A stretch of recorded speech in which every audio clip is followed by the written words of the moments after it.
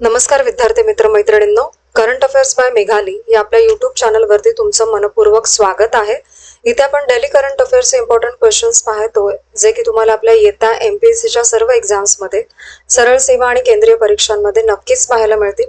त्यामुळे आपल्या चॅनलवरती जर तुम्ही पहिल्यांदा आले असाल तर चॅनलला लाईक करा, जास्तीत जास्त विद्यार्थ्यांना आपला चॅनल शेअर करा, सबस्क्राईबही करा आणि सगळ्यात महत्त्वाची गोष्ट म्हणजे लेक्चर संपूर्ण पहा, यातला एकही प्रश्न स्किप करू नका. ठीक आहे, तर पाहूयात आजच्या म्हणजेच 18 जुलै 2026च्या चालू घडामोडी. प्रश्न पहिला,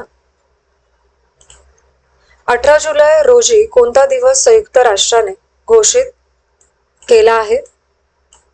या प्रश्नाचं योग्य उत्तर आहे पर्याय क्रमांक बी, नेल्सन मंडेला आंतरराष्ट्रीय दिन.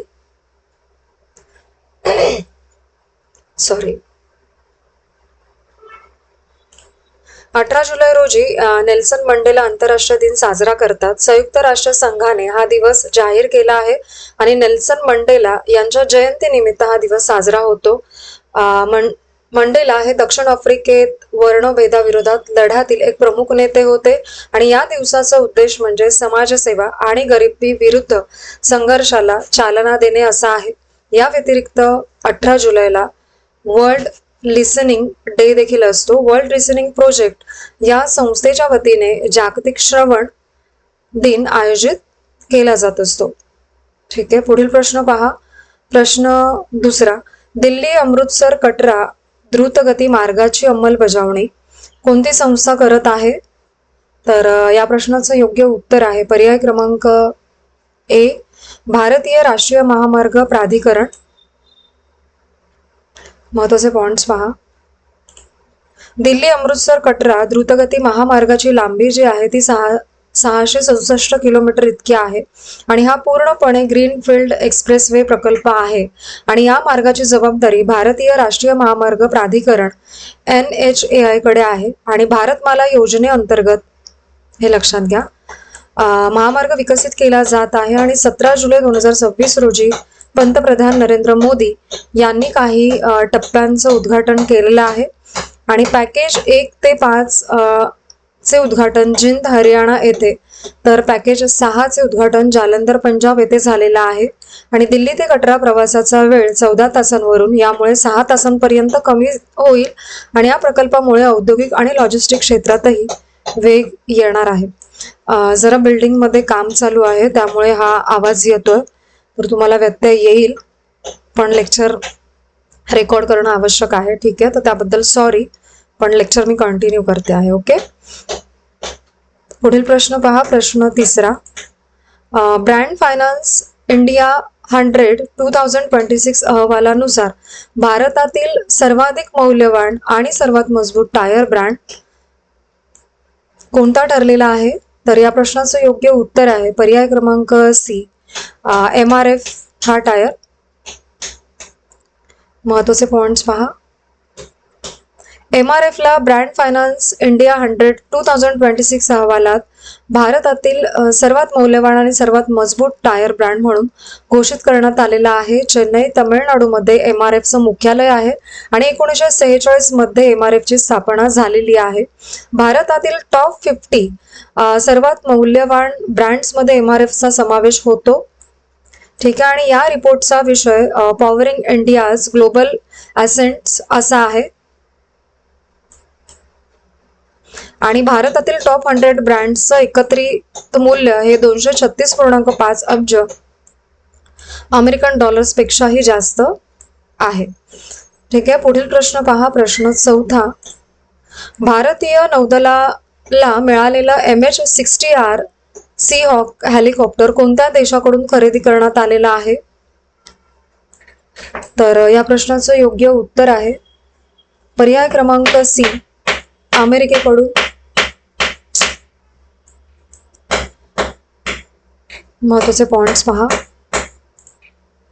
जुलै 2026 मध्ये भारतीय नौदलाला आणखीन एक MH-60R सीहॉक हेलिकॉप्टर मिळाले आणि हे हेलिकॉप्टर कोची केरळमध्ये भारतीय नौदलाकडे सुपूर्द करण्यात आलेलं आहे आणि भारताने अमेरिकेकडून एकूण 24 MH-60R सीहॉक हेलिकॉप्टर खरेदी करण्याचा करार देखील केलेला आहे आणि फेब्रुवारी 2020 मध्ये भारताने या हेलिकॉप्टरसाठी करार केला होता आणि हा करार अमेरिकेच्या FMS फॉरेन मिलिटरी सेल्स कार्यक्रमांतर्गत झाला आहे आणि याची किंमत जी आहे ती सुमारे $2.6 अब्ज इतकी आहे. आणि MH-60R हे सिकॉर्स्काय ब्लॅक हॉक या हेलिकॉप्टर कुटुंबातून नौदलासाठी खास विकसित केलेलं मॉडेल आहे. पुढील प्रश्न पहा, प्रश्न 5वा. स्टॉर्म फायटर प्रोग्राम कोणत्या देशाने सुरू केलेला आहे? तर या प्रश्नाचं योग्य उत्तर आहे पर्याय क्रमांक A, युनायटेड किंगडम या देशाने. महत्त्वाचे पॉइंट्स पहा.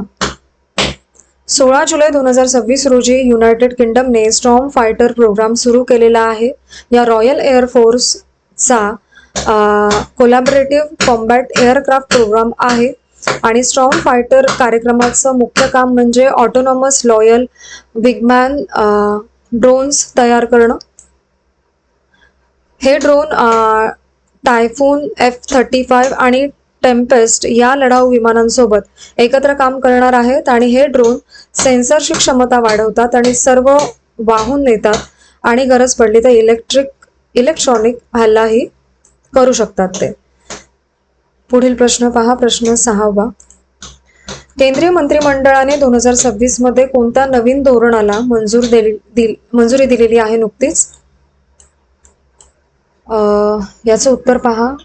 पर्याय क्रमांक B योग्य आहे. राष्ट्रीय गुंतवणूक धोरण युरिया 2026. महत्त्वाचे पॉइंट्स पहा. केंद्रीय मंत्रिमंडळाने राष्ट्रीय गुंतवणूक धोरण युरिया 2026 ला मंजुरी दिलेली आहे आणि या धोरणाचा मुख्य उद्देश म्हणजे देशांतर्गत युरिया उत्पादन वाढवायचे आणि NIPU 2026 मुळे आत्मनिर्भर भारत या संकल्पनेला हातभार लागणार आहे आणि नवीन धोरणामुळे देशातील गॅस आधारित युरिया प्रकल्पांना आणखी प्रोत्साहन मिळणार आहे आणि हे धोरण जुन्या NIP 2012 ची जागा घेणार आहे ज्याची मुदत ऑक्टोबर 2019 मध्ये संपलेली आहे. हा मुद्दा लक्षात घ्या. आणि सध्या भारतामध्ये 33 युरिया प्रकल्प सुरू आहेत. महत्त्वाचा पॉइंट आहे.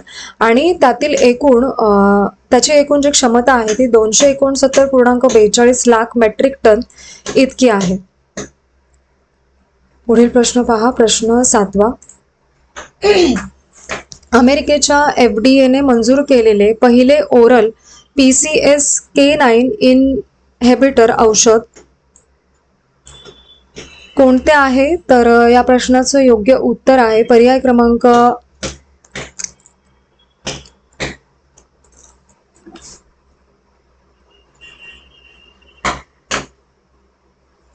योग्य उत्तर आहे पर्याय क्रमांक C, लिपफेंड्रा असं नाव आहे त्याचं. महत्त्वाचे पॉइंट्स पहा.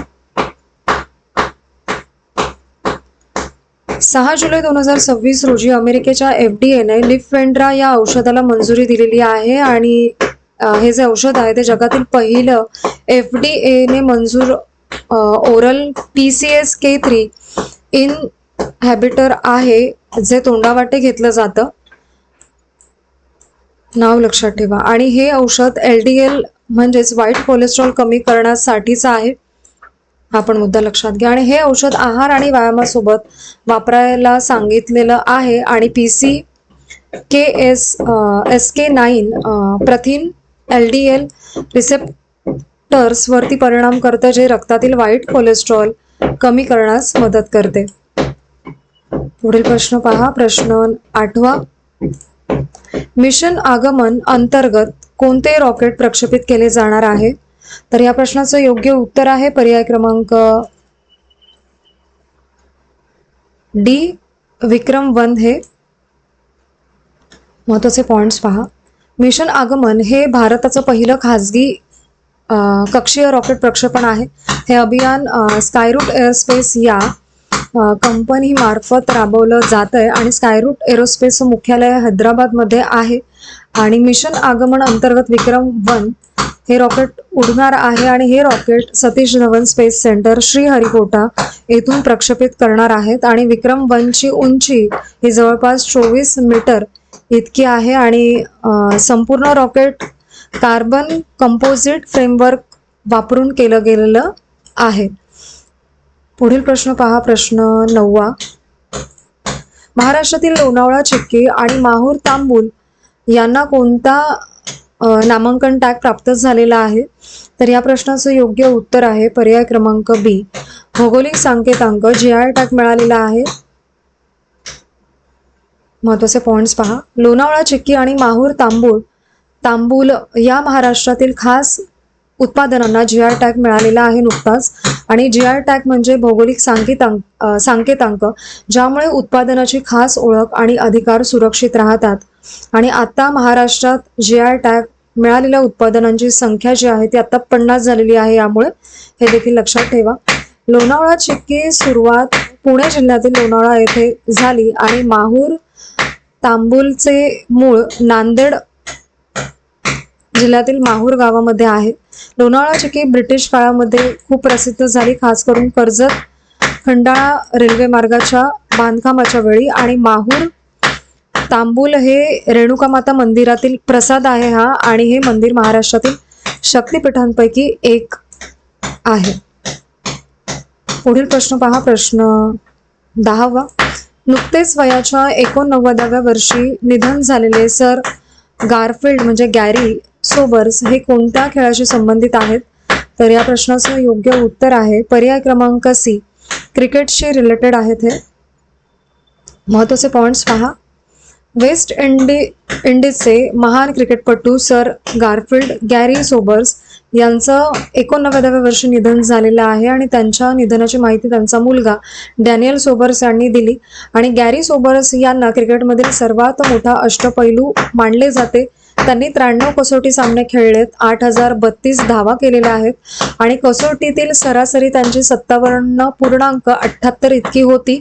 आणि कसोटीत त्यांनी 26 शतके आणि 30 अर्धशतके केलेली आहेत. आणि त्यांची कारकीर्द 1954 ते 1974 अशी होती. आणि 1968 मध्ये प्रथम श्रेणी सामन्यात त्यांनी एका षटकामध्ये सलग 6 षटकार मारण्याचा विक्रम केलेला होता.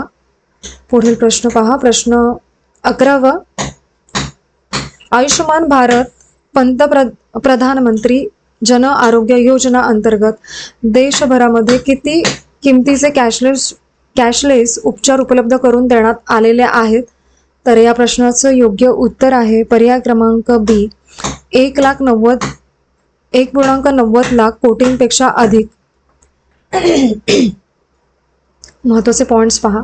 आयुष्यमान भारत प्रधानमंत्री जन आरोग्य योजना अंतर्गत आतापर्यंत 1.90 लाख कोटींपेक्षा जास्त किमतीचे कॅशलेस उपचार देण्यात आलेले आहेत. आणि ही जी योजना आहे ती जगातील सर्वात मोठी आरोग्य हमी योजना आहे. आणि केंद्रीय आरोग्य आणि कुटुंब कल्याण राज्यमंत्री प्रतापराव जाधव यांनी ही माहिती दिली. आणि नवी दिल्लीमध्ये 2 दिवसांची राष्ट्रीय आढावा बैठक झाली यासाठी, आणि त्यामध्ये ही माहिती समोर आलेली आहे.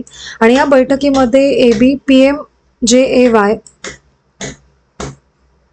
आणि आयुष्यमान भारत डिजिटल मिशन यांच्या अंमलबजावणीचा आढावा घेण्यात आला. आणि आयुष्यमान भारत योजना ही सार्वजनिक आरोग्य व्यवस्थेला डिजिटल बळकटी देणारी महत्त्वाची योजना यामुळे ठरते. पुढील प्रश्न पहा, प्रश्न 12 आणि आजचा आपला शेवटचा प्रश्न. भारत टेक्स 2026 हा जागतिक वस्त्रोद्योग मेळा कुठे आयोजित करण्यात आला? तर या प्रश्नाचं योग्य उत्तर आहे पर्याय क्रमांक डी, नवी दिल्ली येथे. महत्त्वाचे पॉइंट्स पहा.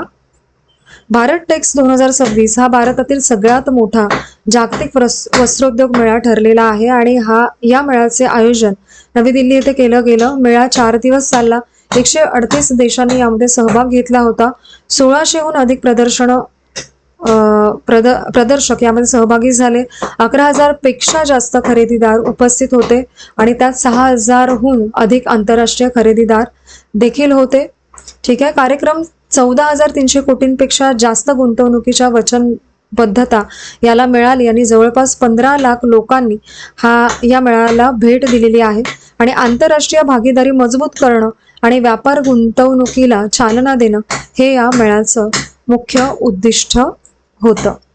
ठीक आहे, तर आजचे आपले 18 जुलै 2026चे डेली करंट अफेअर्स पाहून झालेले आहे. लेक्चर शेवटपर्यंत पाहत चला ही एकच विनंती आहे. आणि आजचे लेक्चर तुम्ही शेवटपर्यंत पाहिलेच असेल त्याबद्दल थँक्यू सो मच.